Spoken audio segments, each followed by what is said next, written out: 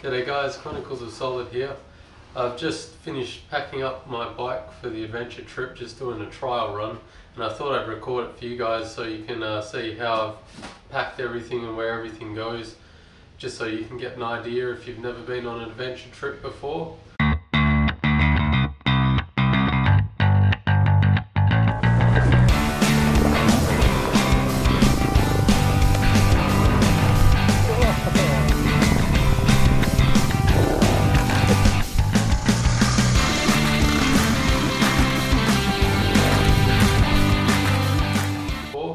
I always do this about 3 days before at least, just to iron out all the kinks in my setup. It's usually a good idea because a few times I've packed everything up and the way I wanted to pack it just didn't work, so I had to start from scratch and buy a few more straps and stuff. So to save you the hassle, I'll show you how I set up, so maybe it'll help you in the future. So if you come with me, I'll give you a close-up. So the first thing I've got attached here is just a spare front tube. I always take this with me. You probably see it flapping about on my off-road rides. I always take a spare tube. It's a tube for the front 21. In a pinch, your 21-inch tube can actually fit on an 18 rear. It's not ideal, but it can do it for a short amount of time. So I always take a 21 rather than an 18 because it's more versatile. The Spot Messenger, so I've just got it mounted up here on a ram mount. So basically, as I was saying before, it's a GPS tracker, and I can just hit the OK button to let loved ones know I'm okay, or I can set a custom message here. I can also send SOS obviously, or if I just need assistance for a breakdown. So it's very helpful out here where there's no cell reception in a lot of places. Also mounted up here, I'll have my 4K camera, which is over there. It usually sits up here, and here as always I've got my trusty GPS, which is sitting there. Next up, as always, I've got the Enduro Pouch by Wolfman. It's got all my electronics, phone, camera, spare batteries, my Leatherman in there, a pump, my Sunnies, tire gauge, everything that I need to get to quickly is in there, and you see me use it all the time. Here's the Airhawk setup. It's nice and comfy. I'm looking forward to actually being comfortable on the WR for once, because usually I'm just on the normal seat, which is agony after about 20 minutes. And I'll just give you a quick walk around of the bags. Obviously I've got the big duffel bag over where the pillion usually sits. And then I've got the E12 saddlebags. Now these don't actually need a rack. Hopefully you can see up in there, it's up against the tool bag and up against the fairing there. And same for this one. It sits on the exhaust guard, so it shouldn't be any heat issues. And it just straps on. You don't need any rear rack, which is very, very helpful for me because it keeps weight down. So that's a quick rundown of how everything's strapped on and packed. I won't go into enormous detail on how I've got it attached to the bike because everyone's bike is a bit different. But what I'll do now is I'll one by one strip everything off and go through what I've put in each bag. I'll do that because with packing everything on a bike, it's all about managing where your weight is. Obviously on the right hand side of the WR is the exhaust, so I do try and put my spare fuel and the heavier items in the left side pannier and duffel bag, just to offset the weight of the exhaust and try and balance it out so it's fairly equal. Anyway guys, let's get into each bag and see where I've put everything.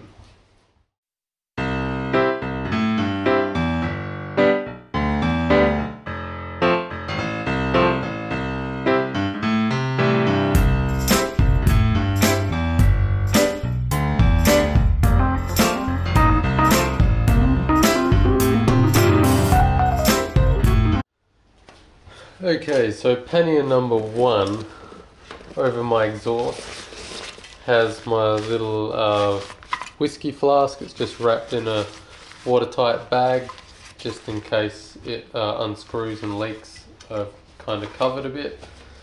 I've also got my cooking stuff with my titanium pot and I've also got my extra water in here, and I've just got that in there for now. I'm not sure I'll put it in with the water, but a battery pack to charge everything overnight. So that's how everything's fitting in there at the moment. I will be interested to see if having the water over where the exhaust is, whether the water will be a bit warm. But being that that water bottle is what I use for my cooking water, it's not too much of a problem really. I also, as I said before, there's a little bit of a gap in there just to sneak something. If I stop in a country town at a bakery and I want to cram something in there, I've got a little bit of extra space. So that's what's in that one. Okay, so pannier number 2 has all my toiletries and whatnot, towel, fly net, toothbrush, bug spray, toothpaste, all that stuff. That's the brand of the straps I use, so if you guys are looking for information on it and weren't sure what I was saying, it's called Gotcha. They're Gotcha straps, they're very handy. Anyway, so they sent me this little bag with a strap, so that's what I use for my toiletries, just like a neoprene thing, nothing too flash. I've got my little chain lube in there as well. Speaking of which, I have had things in bags before, like caps come off, so that's why the chain lube's in this bag. Everything in here, if I get chain lube on it, doesn't really matter much. I've got my 2-litre jerry can. It's actually full at the moment. I was just giving it a weight test. It's on this side because it's a bit of heavy, so obviously the exhaust's on the other side, so that's why it goes in there. And finally, my first aid kit. Okay, so in my duffel bag I've just got my little food pack. That's got plenty of room for, got my cup in there, knife, obviously. And then some of the items I'm taking with me, quick oats, pre-mixed with salt and sugar and all that stuff, so it's just ready to go. And I've got ingredients for dinner as well. I'll probably have a little more in there before I actually leave. I also have in here my 4-litre Dromedary water bladder. I'm not sure whether I'll leave it in there or I'll actually put it on top of the duffel bags when I'm packed. I still haven't quite decided, but I wanted, because it's quite heavy, I wanted it in the center of the bike over where the pillion is, so there's not too much strain on the subframe, so that's why it's in that spot. Pillows in there. Obviously it doesn't matter, all the stuff that's in here, it doesn't matter if it gets wet, I can get by without it, so that's why it's in this duffel bag. The big one is the stuff I don't care about if it gets wet.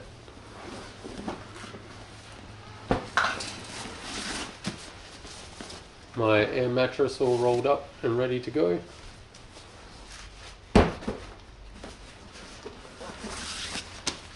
Tent by Alps Mountaineering.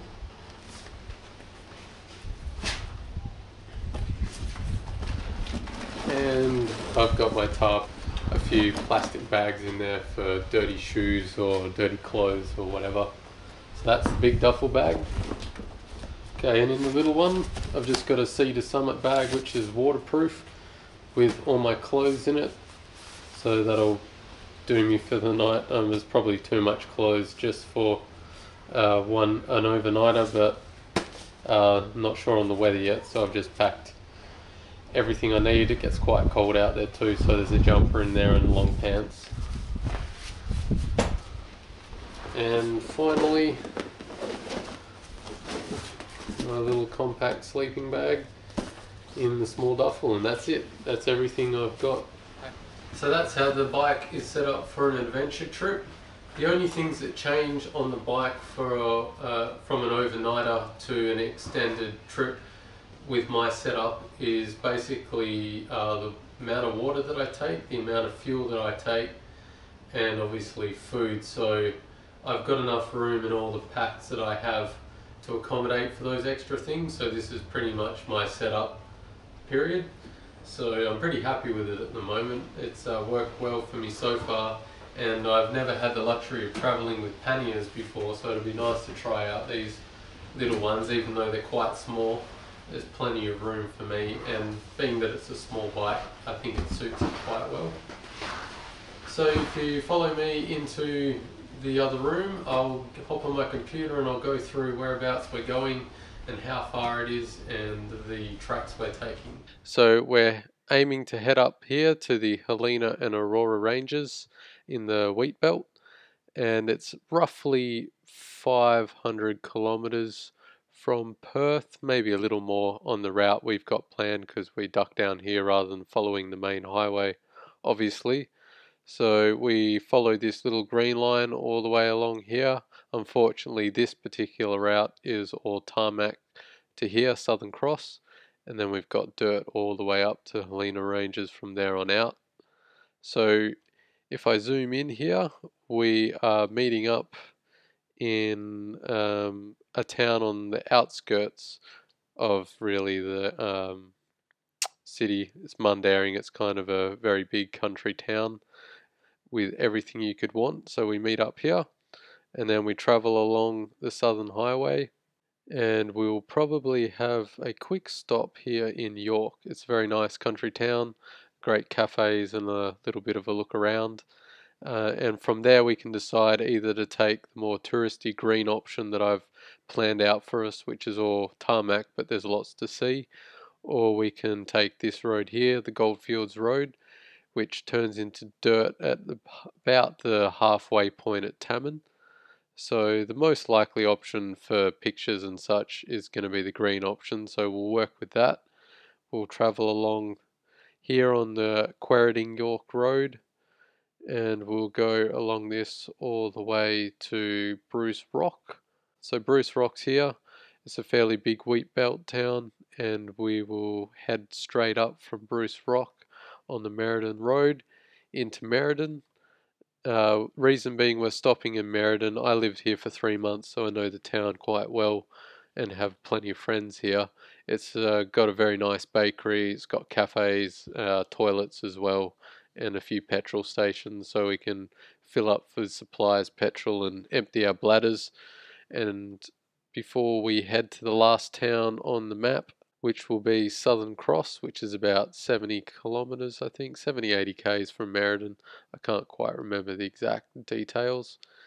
Here, this will be our last fuel stop for the day, and from here on out we'll follow this red line, which takes us to the Helena and Aurora ranges, and it's all dirt, and it ducks through a mining town just here, quite comically called Cool-Ya-Nobbing. If you're not sure what a knob is, look up on Urban Dictionary.